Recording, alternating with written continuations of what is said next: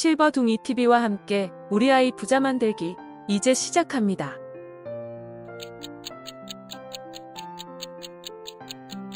경제에 대해 자녀와 이야기하는 방법.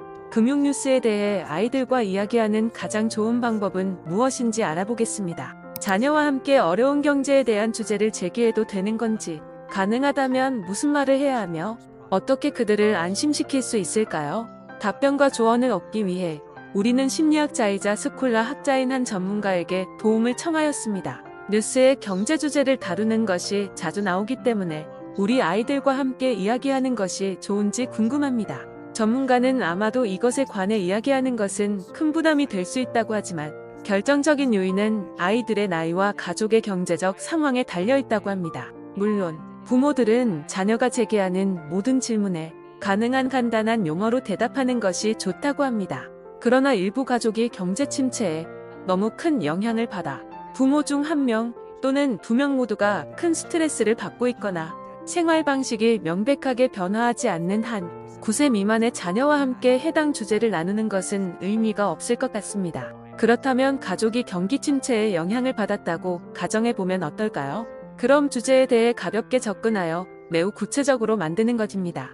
예를 들면 우리는 올해 작년보다 돈을 적게 벌었기 때문에 휴가를 떠나지 않을 것이다. 하지만 우리 회사는 내년에는 올해보다는 더 많은 급여를 지급할 것이다.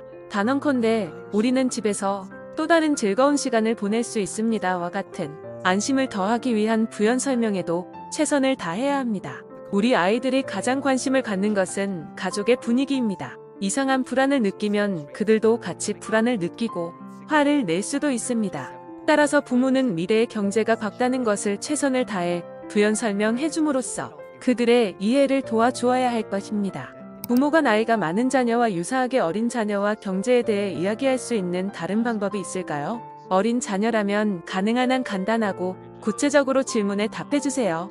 현재 진행되는 상황이나 대다수의 많은 일이 성인에게도 매우 복잡하고 명확하지 않기 때문에 아직 어린 자녀들은 그것을 이해하기 힘들 것입니다. 이런 이유에서 어린 아이들에게 경제 이론이나 정치적 갈등을 가르치기에는 적합하지 않다고 생각합니다. 중학생이나 고등학생 정도라면 아마 현재의 학교에서 경제적 어려움에 대해 듣고 있을 수도 있습니다. 그것이 무엇을 의미하는지, 특히 그것들이 가족들에게 무엇을 의미할 수 있는지에 대해 질문부터 시작해보세요. 이 시기에는 어떻게 해야 하는지, 어떤 사치품을 포기해야 하는지, 거의 모든 사람들이 어려운 경제로 인해 어려움을 느끼고 있다고 설명해주세요. 정부와 시민들은 이 상황을 개선하기 위해 같이 노력하고 있고 무엇보다도 모든 것이 잘 될 거라는 확신을 전달하도록 노력해야 합니다.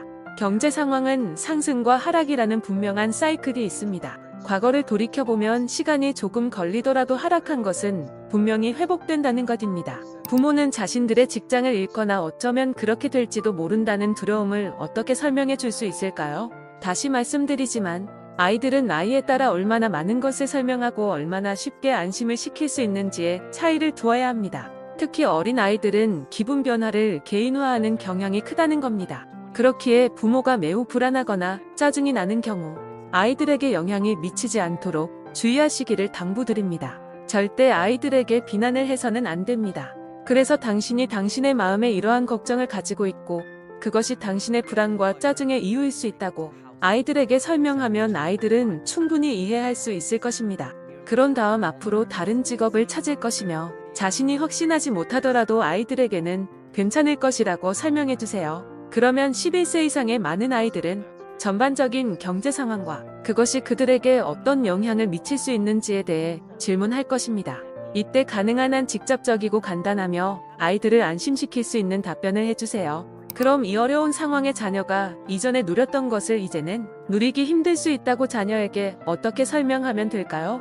자녀의 나이와 이해력을 고려하여 문제에 대한 답을 제시해주고 부정이나 비극이 아닌 단순한 사실로 제시하며 일시적인 현상이라는 것을 꼭 설명해주세요. 우리뿐 아니라 우리나라 더 나아가 세계적인 이슈로 모두 힘들다는 사실을 강조해주는 게 좋습니다. 좋은 경제 상황과 마찬가지로 어려운 시기 또한 언젠가는 사라집니다. 우리 가족 모두 함께 지내며 건강하다면 괜찮다고 안심시켜주세요.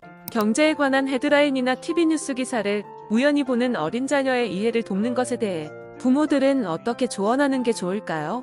제가 생각하기에는 헤드라인이나 TV 뉴스 기사의 내용과는 달리 부모나 가족이 크게 눈에 띄게 어려움을 겪지 않는다면 대부분의 아이들은 놀라지 않을 것이라 생각합니다. 아이들이 만약 물어본다면 질문에 직접적으로 대답해주되 침착하십시오. 앞에서 언급한 것과 같이 아이들이 정신적으로 안정을 유지할 수 있도록 말이죠. 그렇다면 좀 더 큰 아이들은 어떨까요? 보다 큰 아이들이라면 우선 그들이 안전하다는 확신이 생기면 순전히 이러한 문제에 대해 지적인 관심을 보일 수 있습니다. 가령 다른 과학적인 또는 사회과학적 질문과 같은 방식으로 질문할 수 있습니다. 그렇다면 인터넷이나 서적 또는 간행물 기사에서 적절한 수준의 복잡성을 갖거나 유익함을 지닌 일반적인 자료들을 보여주세요. 역사는 반복되므로 경제적 현실 사실을 보여주는데 도움이 될 수도 있습니다.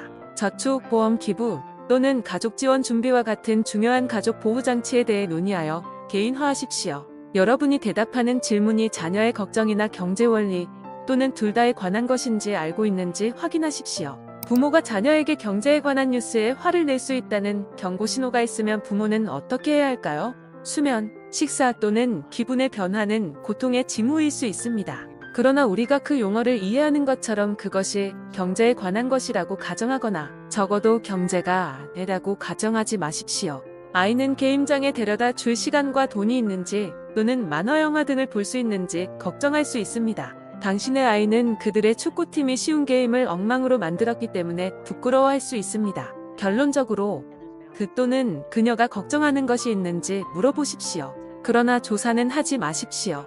그렇다면 어떤 것이 지속적인 관심사인지 가장 먼저 알게 될 것입니다.